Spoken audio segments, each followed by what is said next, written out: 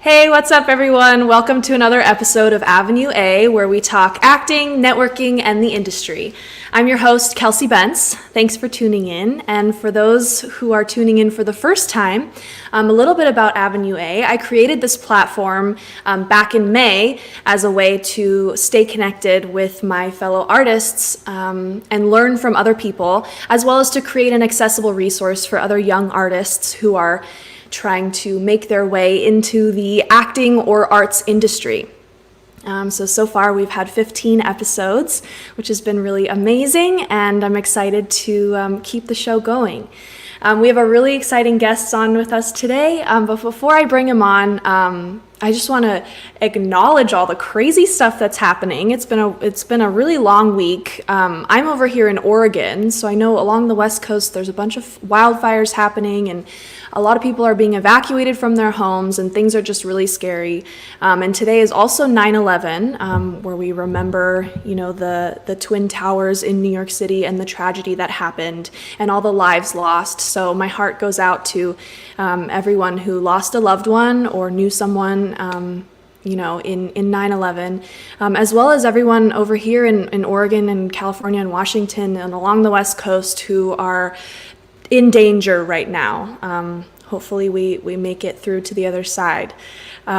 So without further ado, I'm going to go ahead and introduce my guest. I'm really excited. So his name is Constantine Maroulis, and Constantine first came to prominence as the beloved rock and roll underdog on American Idol. He then secured his place in pop culture as a Broadway superstar, best known for his Tony-nominated role in Rock of Ages on Broadway. Now for his third act, he begins an invigorating and promising new era with a bevy of intriguing projects, including putting the finishing touches on his most assured and swaggering solo music to date. Constantine Maroulis became a household name through his memorable run as a finalist on the 4th season of American Idol. His charisma, rock and roll edge, and astounding vocals entranced the judges, along with the 30 million viewers watching the show at home. Constantine channels appreciation for his visibility and success through working even harder, including Tony-nominated work as a producer of Broadway's revival of Deaf West's Spring Awakening, as well as recently releasing a new album of original work entitled Until I'm Wanted, which just came out on July 10th, which is super exciting. Constantine says, "I'm really a regular guy, and my family reminds me of that. There's nothing more important to me than spending time with Milena. Everything is for her and her future." So without further ado, please welcome Constantine. Hi. What's up, everyone? Thanks so much for joining me on the show. Thank you for that sweet intro, man. Made me feel cool. It's all true things. Yeah, it's been a wild ride for sure. And yes, thank you for having me on this Friday evening of 9/11. My goodness, I lost my first cousin, Constantine, in the World Trade Center in the South Tower, the 104th floor. And I can't believe it's been 19 years. I remember waking up in Boston that morning I was in drama school at the Boston Conservatory, Mm, and I often sleep with the radio on. Sometimes just to fall asleep. I like that white noise. yeah. And I remember waking up early that morning and hearing something just crazy going on, and it really feels like yesterday. Um, Wow. and we miss my cousin so much, and just our hearts are with all the families affected by that tragedy. We never forget. Absolutely. That's it. Yeah. Never forget. May your cousin rest in peace. I mean, Thank that's you. really, it was a tragic, tragic thing. And yeah, I think for a lot of people, it really does feel like yesterday, such a traumatic event. For sure. For So sure. we celebrate those lives We today. celebrate them tonight. I remember thinking, what am I doing? I'm in drama school. Yeah. Is what I'm doing even remotely important in the world today? And then I Right. tell young people, I soon realized maybe what I'm doing and training for is the most important thing and impactful thing I can do, Yeah. to give people an escape, to offer, you know, just a beautiful, magical evening of entertainment, an escape from what's happening, Yeah. to heal with music and with art Absolutely. and theater. Sure. Yeah, I think that's I think you're spot on, and I think that's also super important right now too. I mean, I'm a recent college grad, and I went to NYU and got my degree in acting. So I'm sort of in a similar position where right now in this pandemic, I'm like, we're not performing on stages, and it just feels so intense, and what's the point a little bit. But I think you're totally right that art always has a place and an importance. And I saw Dale in the chat. Hey Dale, be safe to you too. I just wanted to acknowledge you. Thanks for commenting. So Constantine, I'm really excited to have you on because you have a very varied career. I mean, you've sort of done a lot of different things within your arts career, which I think is so amazing. So kind of going off what we were talking about arts students and pursuing that career, especially in times of strife or hardship or going through tragedy, what piece of advice would you give to a smart, driven art student on their way into, the real world, the real industry? Yeah, for sure. It's fine to feel an uncertainty about what you've just gone through with your training and your education, and where your place is going to be and where you will land. It's okay to feel that way. I think that artists have always had that sense of doubt, and there's Yeah. always been challenges since the beginning of time. And it's probably why we do this in the first place, because ultimately we kind of live in that place. If we were too comfortable, our work would slip, and maybe we wouldn't be as hungry. So stay hungry, stay on top of your craft and your skill set, and keep working. And I think we can be our best agent, our best manager, our best representation. Um, Network with your classmates, write with your classmates, put interesting content together, never stop working, take lessons and coachings when you can afford them. I'm always available for a myriad of different kind of coachings, from auditions to songwriting and just branding and whatnot, just kind of helping you shape your professional path, for sure. So you can always find me on social media for that such, Awesome. yeah, that kind of stuff. And so I think it starts with that, like keeping that going, keeping that thing going. I always sort of set a 5-year plan for myself, Okay. things in 5-year plans. I didn't go to Boston Conservatory right out of high school. I kind of played around a little bit after high school. I had a band. I was working full time, going to school part time. I would be auditioning in the city. I was born in Brooklyn, but I grew up in North Jersey. So I would go to the city and I would do auditions and try out, and network and songwriting and playing gigs with bands. And yeah, that seems hopeless right now, but hey, just this weekend, just today, I have my first, and I still very much audition, um, you know, more so than ever at film and television. I've been doing a Yeah. lot more of that.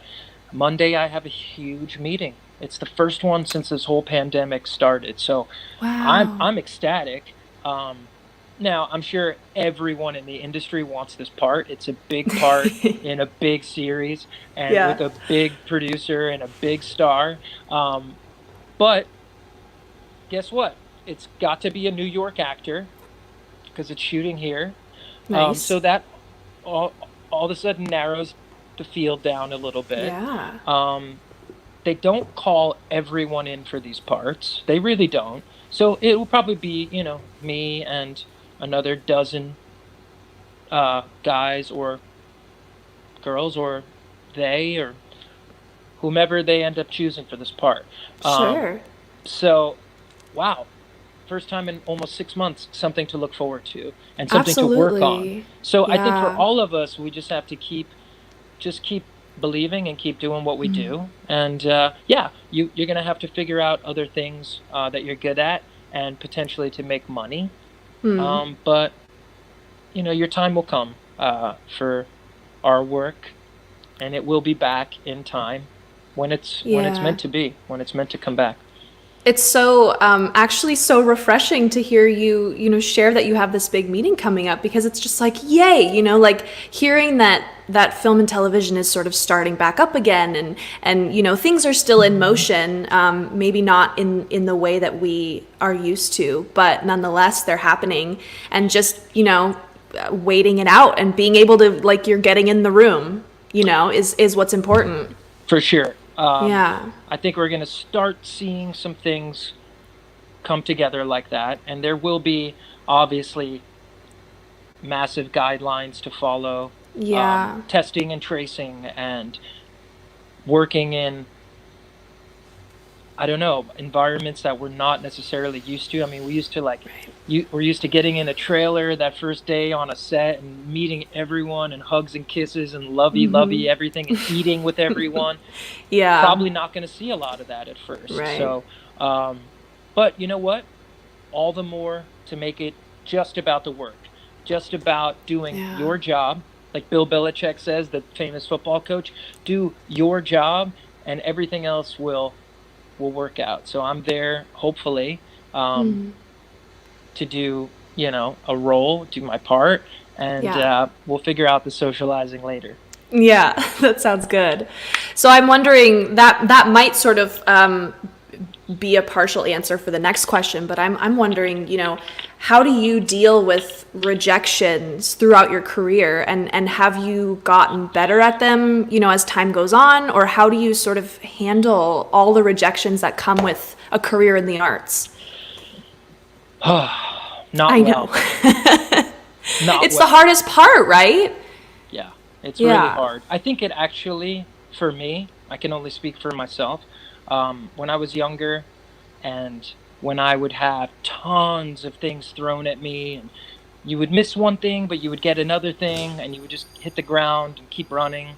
Um, One show would close, you jump into another thing, you jump on a tour. Yes, I do a lot of different things, from obviously acting and singing, touring with other artists, songwriting, producing, film and television acting, and hosting, whatever it is, a lot of coaching and just traveling and Yeah. outreach and service work. So whatever the gig is, I try to adapt myself to it. But I will say this, the last couple of years, it's affected me more than ever because, Really? yeah, I think as I get older, the rejections hurt that much more. And I Yeah. think that maybe, you start to kind of type into a different age, a different thing, a different vibe, and Yeah. then so it takes a minute for that thing to work. Now, I was getting looks for amazing stuff, screen tests, callbacks, final callbacks. You're getting an offer. You don't get the offer. And so there was a lot of that. And of course, the Yeah. agents and the manager are like, you're doing great. I mean, you're doing everything you're supposed to do. Right. You're going in there and you're killing it in the room. They love you. They like you. You're not the guy. But okay, that doesn't pay my mortgage, doesn't pay. Right. I have a daughter, I have elderly parents, I have, my daughter's mother, I have a myriad of people that rely on me and work with me and for me. So that's great that I'm building that equity and goodwill, but I need to book. I need to book. So those were really starting to weigh on me more than ever, because it was like, in a way, you almost want them to be like, no, he's not. No, he's not. Right. The guy. Just flat out like, nah. Just no. And so, you build up like, oh, and then you kind of build up like, I kind of need this. And then you don't get it. So that hurts. And it should hurt. It's not supposed to be easy. It's supposed to be fucking impossible. And, if it was easy, everyone would do it, And what upsets you is when you see people that maybe don't have to work as hard, and maybe they've been given things. But you know what? It ain't fair either. It's not show friends. It's show business. That's true. That's so true. Like, some people just have all the connections and all the right last names and everything like that, and some of us don't. So how do you handle that? I mean, the feeling of that rejection, what makes you keep going? Well, I'm too old to start something new. And I just think I live for it. And that's all I know. Simple as that. And I've set myself up to be able to do lots of different things in the world. Sometimes I wonder if I just focused on one thing, like just singing in a band or something like that. Maybe you'd get a little further along, but that's not what I like to do. I like to do a little of everything. So I think my daughter, she's 9, she keeps me going. The fact that you get so close and like you just want to get back to that, over that big hump again. Now, I've had more success than 90% of people that get into this business, and I know that, and I'm cognizant of that, and I'm appreciative and grateful. But it's not that it's I want still more. hard. I just want to do cool new stuff always. Sure. So that's it. Like I think there's so many talented people. I think shows like American Idol and Broadway breaking so many barriers over the last 10, 15 years. It's spawned just a new generation of the most talented writers and people. So, and you want to work with them. You want to do cool new stuff. Yeah. So I Absolutely. guess that's what's it. I could always just like be a regular Joe, I guess. It's too late for that now. I think maybe. I think I'm really inspired by your the diversity in your own career. Like you were talking about how you do all these different things, a myriad of different, outlets. Like, you did American Idol, and then you were on Broadway, and you do coaching and you do outreach. And I think to a young artist, that's so inspiring. And I think it's really fantastic that you didn't, limit yourself to one thing.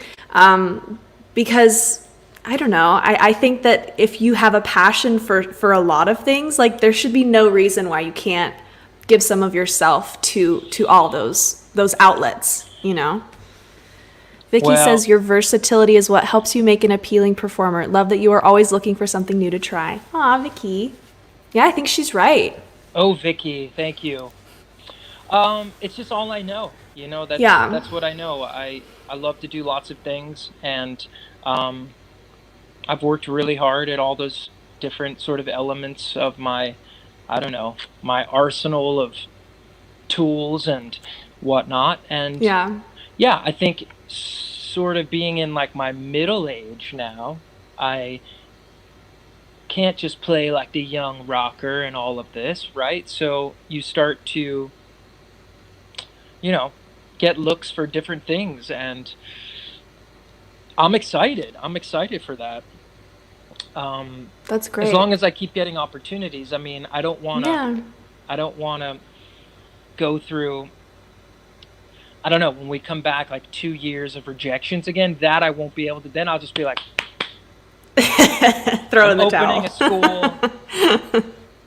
I'm gonna get rich, opening a Yes. school, and that's it. And Yeah. yeah. And then if I get an occasional audition, I might check it out. But yeah, no, I love coaching and working with young people.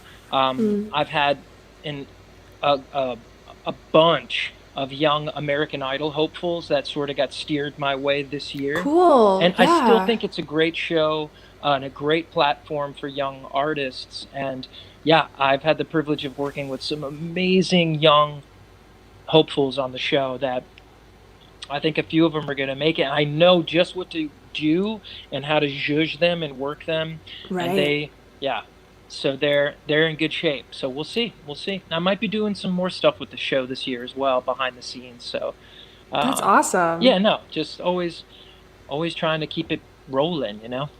I mean, that's really the name of the game, I think. In an Yes. arts career, it's just like you got to keep going no matter what. And I think that kind of leads to my next question. I know we've sort of been on this topic, but you know, failure and rejection is such a big part of an arts career and being able to navigate that. Mm. So I'm wondering, how has a failure or maybe an apparent failure set you up for later success? And do you maybe have a favorite failure of yours? Well, I'm very competitive. I always have been. I grew up loving sports, playing sports. But I did learn early on that I had a great director in high school when I first started getting into doing plays and shows and such. And he very, very rarely ever cast an underclassman as a principal role. Even Mm, if you were, really more suited for that part than someone else. Uh, yeah. he made you really earn your time on stage and respected the upperclassmen. And that made me sort of learn from the back to the front, and really value, um, you know, uh, what that, what that would mean to me if and when I got the chance to be a lead in school. So I Yeah. was competitive, but I knew I had to sort of earn my spot and wait my turn, and that I wasn't really competing with other people because we're all so different. We all bring Mm, something so different to the game. So fast forwarding to drama school and Boston Conservatory, Berklee College of right. Music, the competition there. Again, Yeah. I'm not competing against that person or that person really, because we're all so different. You know, Yeah. you get a little consumed with that when you're quite young, and showcase and agents and who called you and who called me. Right.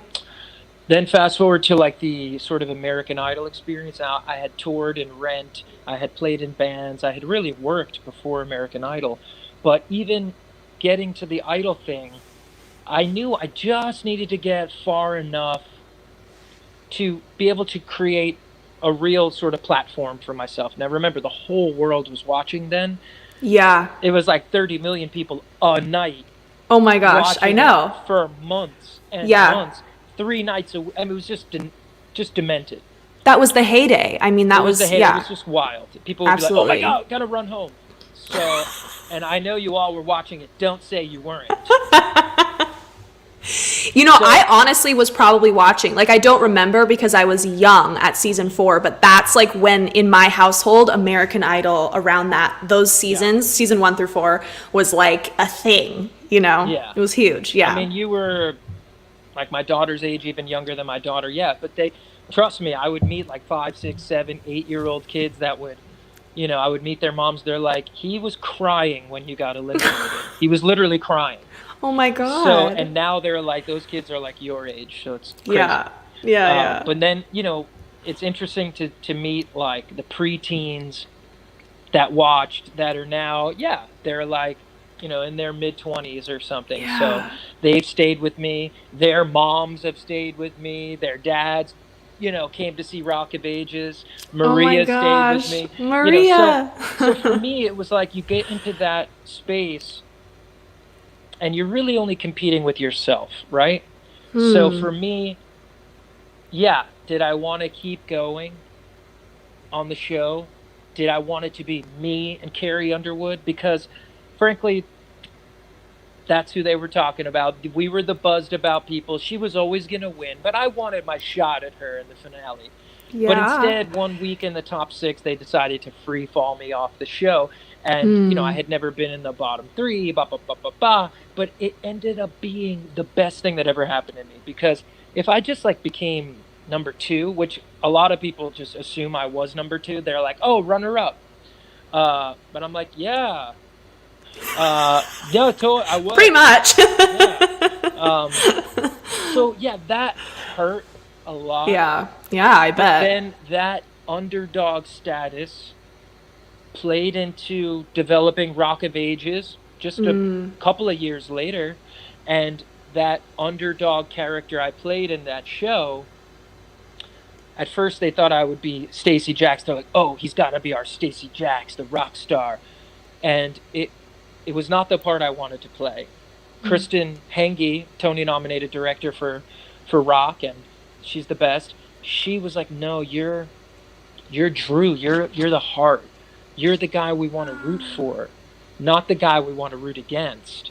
You're the Yeah. guy that isn't 20 trying to make it. You're like 30 pushing a broom, and it's like, oh, it's cute. He's like still trying to make it." And like that's why we root for him, because he doesn't choose rock and roll stardom. He chooses love. Mm. And Mm-hmm. so that kind of failure became a success, and it might not have come together if I don't know, came off Idol, made a big record with Clive Davis, and it became a bomb. Like I think that Right. underdog status really helped elevate me. And it was earnest. I would play it all very earnest. So I think Yeah. that helped. I mean, that's a fantastic example. Thanks for sharing that. And I bet, I mean, I can only imagine being eliminated as like the fourth person. You've come so far Right. and you've done so much work. Like, I can only imagine how grueling, like, the whole process of that show is. I don't think what we see on TV is even like half of it. So I bet that was just at the time probably devastating. It was. It was. Yeah. I mean, It how could had it been not such a be? journey. I mean, it felt like I Yeah. was on there for months and years. It was like, oh, can this always be my life? Like every day, like Right. it's like Hunger Games. Like we just go out there every night and just You're like, who's gonna leave? Not who's sure. dying tonight. Yeah, yeah. Actually, when I was a kid, it was the movie The Running Man, which I Mm. always thought Hunger Games was kind of loosely based on. I'm like, wait, how can there can be Hunger Oh. Games when we already had The Running Man, which was like the Arnold Schwarzenegger '80s movie, which Mm. was kind of the same. I think I never really saw Hunger Games through, Yeah. but I kind of got the gist. But I Sure. love gotta love me some Jennifer Lawrence. She's awesome. Oh, hey. Yeah, she's the Yeah. best. How long was the American Idol like from your first audition to like elimination day? Back then, I remember I auditioned in late August, and then we didn't go live with the show until January or February. And the Whoa. first many, many weeks of the show were pre-taped. Right. And yeah, so, and then it really didn't end until the finale was in like May or June, or something Holy insane like cow. that. May. Yeah. Yeah. It went And it on. was just it was just constant. I mean, you were just like every day you're Every working. day we were working. We were shooting commercials. We were, working on songs. We were doing choreography. It was like we were the Partridge Family for like 6 months. It was insane. It went on Insane. forever. Yeah, Yeah. and they could do that then because it was like, number one everywhere in the world. I mean, it was just Right. bananas. But like Right. That anything, is bananas. it's like sports reference. Watch out. The Yankees in the 90s and the late 90s, they were winning like every single year, right? And I was very happy. Big Yankee fan. They might be on in the background right now. Um, Eventually, you can't win every year. So the show was such a big hit that it spawned all these other shows, and Right. the new media came, and there was internet content that people were watching. There was new unscripted shows all over television, and competition shows and Right. food shows and other singing shows. Eventually, but there's still something about Idol that it's like, can you name anyone from The Voice? I don't know. I can't. I mean, I can name the judges, but I can't Right. name any fancy people like on the level of the first 20 plus people I can name on American Idol that are like a big I deal, know. so, Yeah, and that's even true. still, Yeah. but it's what you do with the Hmm. opportunity. It's like, okay, Rock of Ages was my Jesus Take the Wheel. Now, like, what's my next big move? Well, maybe it's this, my new record, that we're very Hell excited yeah, there about. it is. Hard copy. Hard That copy. record This is is called a so. compact disc. Yes. Love Compact it. It's disc. a I'm great just kidding. record. I mean, I was listening Oh, to it on thank you. Spotify and it's really fantastic. I mean, the like range of songs that you have and range of feeling that you bring into your music is really incredible. Thank you. Look at that. It's a, That's pretty. Yeah, yeah, I like it. thanks. Well, thank you for saying that. I mean, it is, I put out a record in 2007 independently, actually at a label I started called Sixth Cool. Place, at Sony, and they distributed it, and it did really well for an indie record. Uh, Yeah.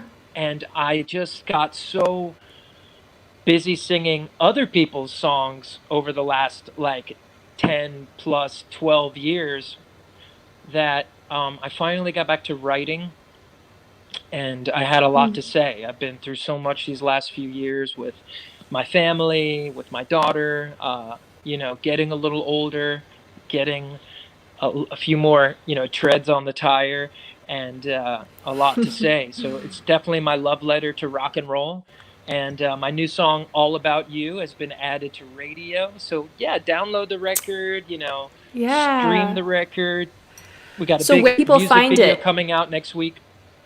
Oh, You great. can find it on, yeah, new music video. You heard it here first. Dropping next week. You're gonna hear about it on my birthday. New Ah, music video. On my birthday is the 17th. It's called Try. It's a song from the record that I wrote with a dear friend, Ryan Starr. He's a great artist. He was on a awesome show called Rockstar Supernova, which was like, yeah, another cool show. First, it was the In Excess, Rockstar In Excess, and it was like the search to find the new singer of In Excess. They did a season two called Supernova, and it was like, Tommy Lee from Motley Crue, and all these people were in it. So Ryan Starr is a great songwriter. He and I wrote Try, and the music video will be out next week. So yeah, you can find the record Spotify, Google Play, Apple Music, really anywhere music is streamed and sold. Um, it's being played at Sirius XM on the Velvet channel, channel 304, on volume as well. So we're happy. that's so Yeah, not exciting. bad Congratulations. for I an old mean, fart. yeah, that's huge. It really is. It's exciting. And on your birthday, too. Thank you. We're Yeah. stoked. Thank you. Yeah, you should be. So we're almost out of time, but I just want to sneak in my one last Yeah. question, my favorite question. Who is someone that's not in your network that you wish was, and how would you go about getting them into your network? Hmm. Wow. It's tough. I've always been someone, I've been so lucky. I've met so many fancy people over the years, and I'm Yeah. still really good friends with them. And it's a fine line. It's like you meet really fancy, really incredible, amazingly talented men and women, that could change your life Right. easily like that. But, Right. you might not be friends with them if you start asking them for shit. So I think the hope is like,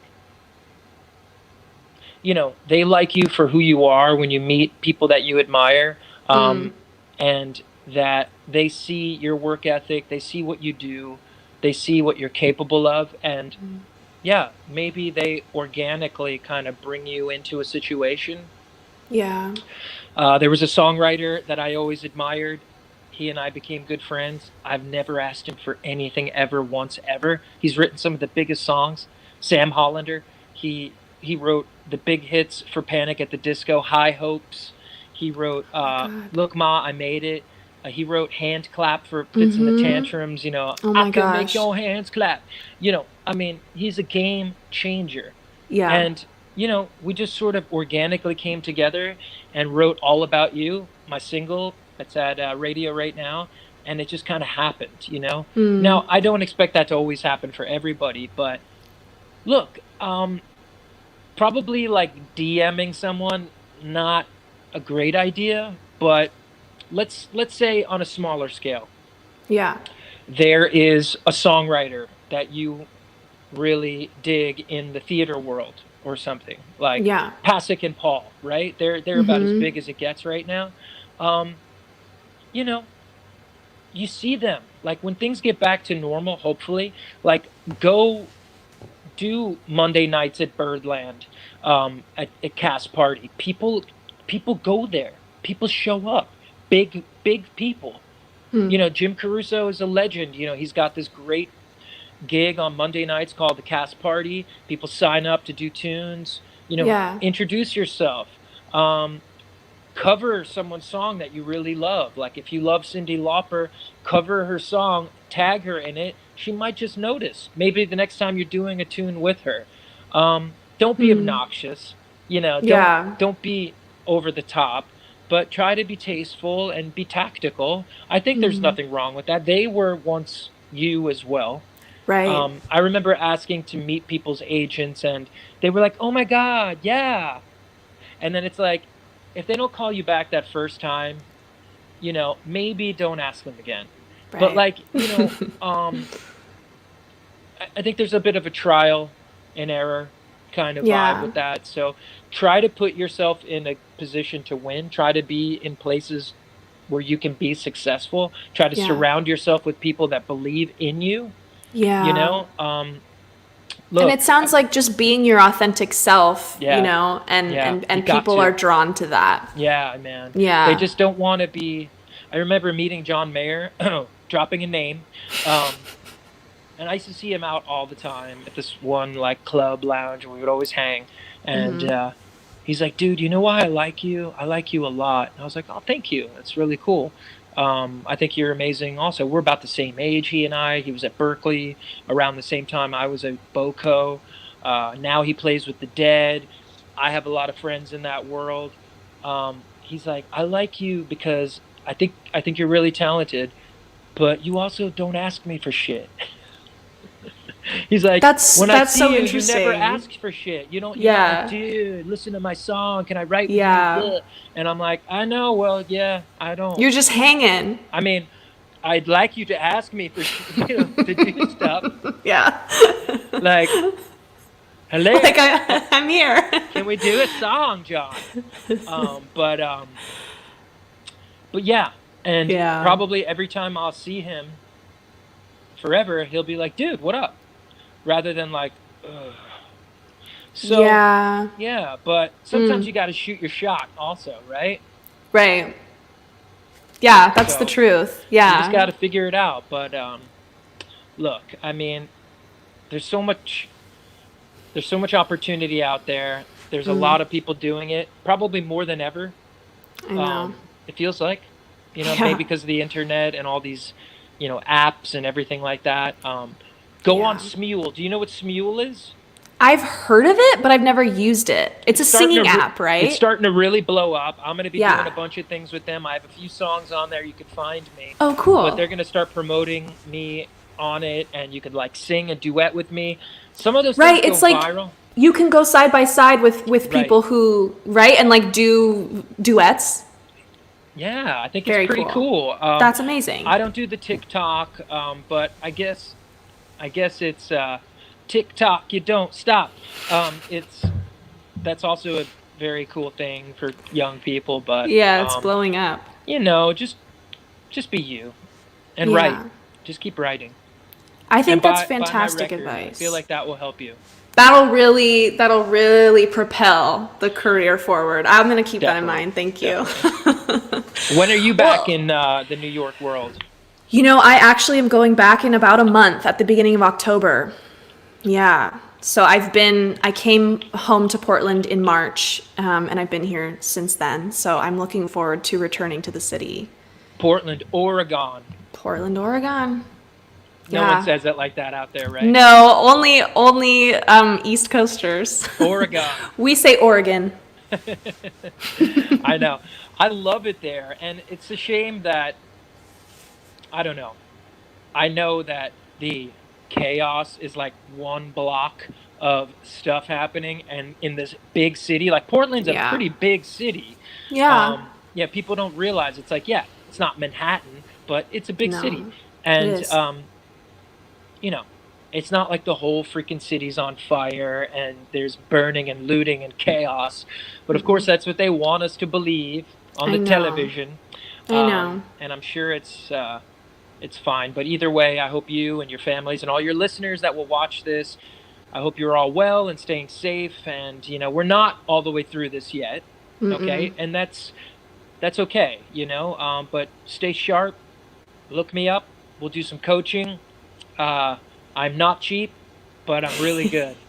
No, That's awesome. we'll make a deal. We'll make a deal, and I hope maybe we can hook up when you come to New York, and we can do some networking and some writing and all of that. That Get you sounds sorted out great. on. Are you singer too? Yeah, I Yeah, am. Yeah, I trained in musical theater and acting, and yeah. NYU yeah, is a great program. it is. I had a great time. Yeah, Yeah. It was there's a crazy to lot of great graduate programs. into. Yeah, there is. There sure are. There really are, and I think there are Yeah. more than ever.